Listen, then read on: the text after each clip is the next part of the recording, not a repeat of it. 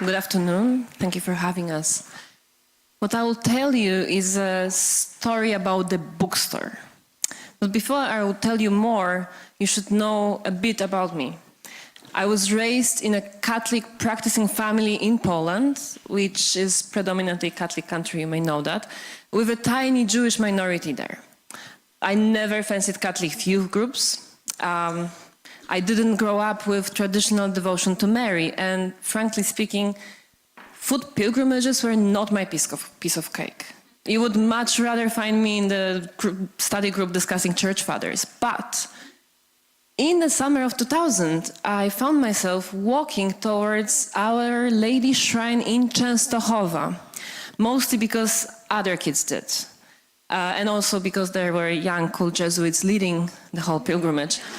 And as we were approaching the shrine, the preacher said that we should think about the gifts we are bringing to Mary. And I remember, under pressure of the moment, I believe, I was praying, look, we both know I'm here by accident, but I have two hands. You could use me for something. As they say, be careful what you pray for. In the following months, Poland entered a time of heated debate about the history. It was all caused by a book by Jan Tomasz Gross called Neighbors, telling the story of a small Polish town where Polish non-Jewish neighbors killed Jews who lived in the same town. But what interested me more in midst of that, out of all of these debates and heated atmosphere, was Christian-Jewish story. I remember myself sitting on the floor, because it was standing room only, during the discussion about Christian-Jewish dialogue. And no one ever told me that Judaism and Christianity were that close. So it was like some secret got unveiled, and I was sitting there fascinated. Being 17 years old, not having particular interests or plans for futures, I sat on that floor and I thought, this is exactly what I want to do in my life. And it seems there is so much to be done. And in the following few years, I explored Judaism, I explored Christian-Jewish relations. Frankly speaking, I was not the most studious teenager, so I valued experiences more than books. And therefore, I was hanging out in the synagogue and drinking tea with Holocaust survivor from Warsaw ghetto. On Sundays, before I would go to a family lunch and to church, I would attend a class that studied Torah portion for that particular week. And I discovered Christian liturgy of hours because I envied my Jewish friend who had his Siddur, a prayer book with prayers for to be read 5 times a day. And all that was, I was endlessly captured and attracted and fascinated and wanted to learn more about all that. So here I was, a Catholic teenage girl becoming regular in the Warsaw community, the Jewish community of Warsaw. And one day, as I was sitting in the cafeteria there, someone came up to me and said, "Do you know what Catholics think about the Jews? Because you are a Catholic, right?" Of course I knew. I even memorized best quotes from Nostra Aetate and other church documents. And I was really ready to share it with him. But he interrupted. "It was not what I mean," he said. "Have you been across the street? Have you visited the church across the street where is the bookstore in the basement? So go there." I didn't, I admit it. "So go there," he said. "Go there and check what Catholics really think about the Jews." And I have to say, disturbed by this conversation, I rushed to that basement, to the church's bookstore, and stood in front of those shelves in a shock. The place was full of anti-Semitic literature of all sorts. Conspiracy theories, the real names, Jewish names of politicians, revisionist history, you name it. And I didn't know what to do. I was going back, reading it on the spot, not to support them by buying any. But, it took me a while, and after some deliberation of myself, I said, I have to do something. It's clear it's not supposed to be here, so I approached the parish priest, and I asked him if he's aware that they're selling something that is against church's teaching, clearly. He said, "I'm not going to be a censor." And, and he said it, by the way, through the intercom because he didn't even bother to come down. And also he added that he's just renting the space. Just renting the space. That was such a poor excuse. You can imagine what he would do if they were selling pornography and not just hate and prejudice. But, my arguments didn't help. Very quickly he said, "God bless you," and hang up. That was the first time that the priest hung up on me. And I was standing there in front of his closed doors. And I stopped, tried to stop sobbing, but also I felt so stupid. I felt so stupid that I even tried. And it took me a few months more before I tried again. This time I decided to talk to the boss. So I went to the bishop's office and I asked for the meeting.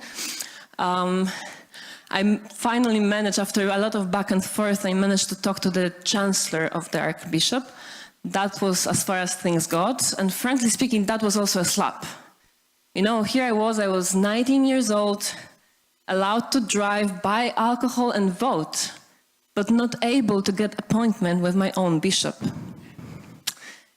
And it was also, this conversation with the chancellor was one of the worst I had in my life. At that time, it was the worst. He disregarded the whole problem, didn't listen to my arguments. And towards the end, he said, "Why is a lay woman dealing with it and not a priest?" I said, well, I thought why not, but I didn't say it. I knew that it's easy to discipline priests and punish them by sending them to poor, difficult parishes. So that was the day that I learned, basically, that as a lay woman, we are so much more difficult to stop, and maybe that's what makes us more scary. But it may sound a little bit, funny to recall that story after 15 years, but at that time it wasn't. The experience really had me question if I want to stay in the Catholic Church.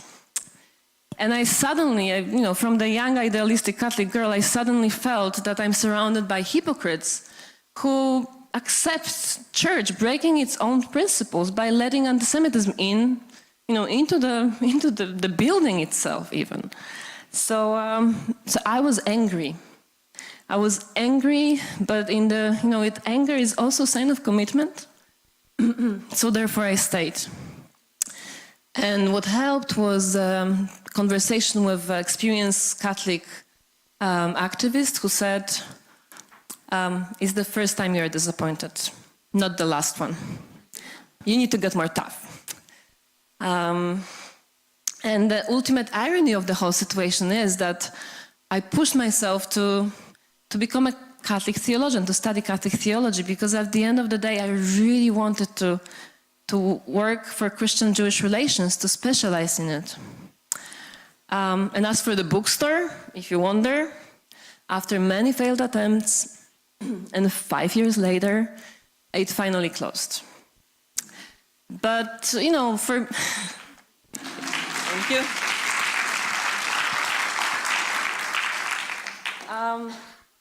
But the bookstore, it was not only, the physical space for me. The bookstore really carved what I did in my life. It determined my profession, but it also determined how I approach church's reality. It's like a metaphor of standing helplessly in front of the massive institution that, doesn't, as I said, doesn't respect what it teaches, its own documents. And it was also very much about being young woman in the church and being ignored as such, ignored and underestimated, I guess, too.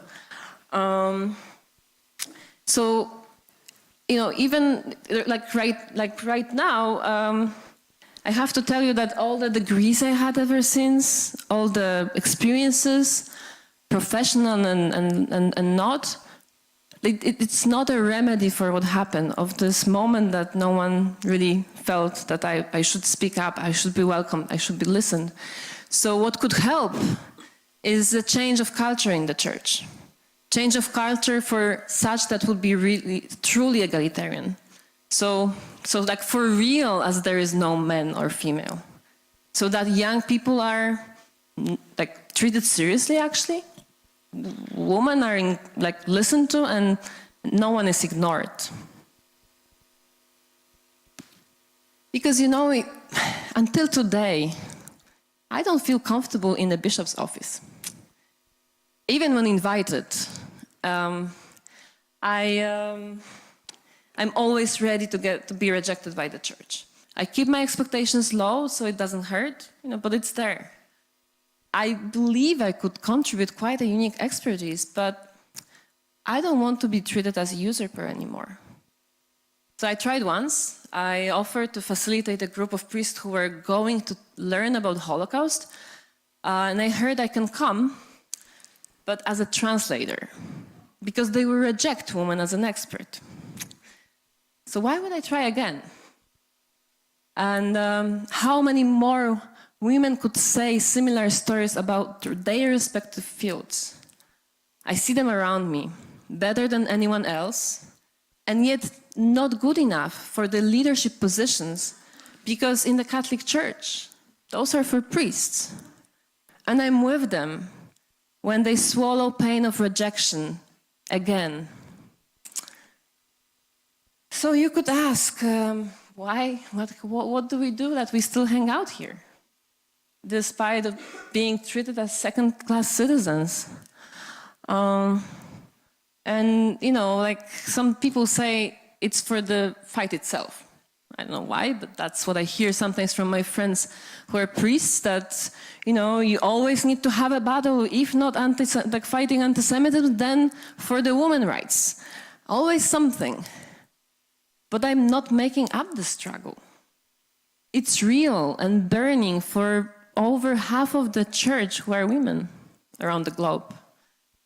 And also some others say, why don't you leave? Why don't you leave and look for some other worship community that suits you more? But I feel at home. This is where I belong. And Catholic tradition, liturgy, sacraments, theology nourish me. So I'm not curious to explore. I don't want to go anywhere. I am a Catholic, just one that doesn't agree and is against gender injustice in the global church, or, as an example with a bookstore, also anti-Semitism in my local one. So I'm really not planning to go anywhere.